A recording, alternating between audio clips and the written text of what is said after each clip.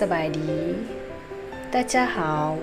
欢迎大家跟我来一起学习汉语我是苏妮姐姐สบายดีกลับมาพบกันอีกแล้วกับการเรียนภาษาจีนขั้นพื้นฐานและมื้อนี้ข้าพเจ้าจะมาสอนวิธีนับเลขในภาษาจีนนำกันเราจะสอนตั้งแต่ศูนย์กันไปเลยพวกเรามาเริ่มกันเลย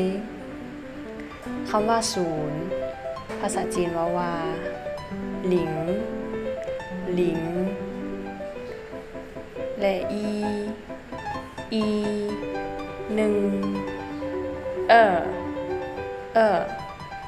สองสามสี่五ห้า六หก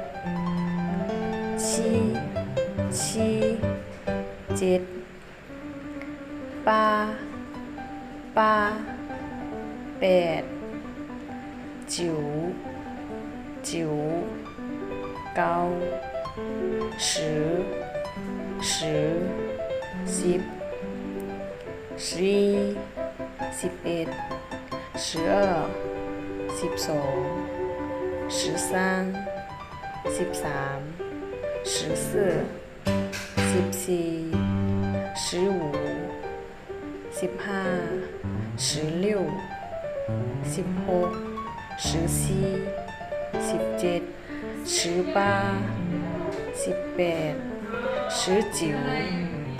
19 และ30 40 50 60 70 80 90 และ100และ1000 1000 100,000 10,000 10,000 100,000 100,000 1 ล้านและทั้งหมดนี้ก็คือการนับเลขในภาษาจีน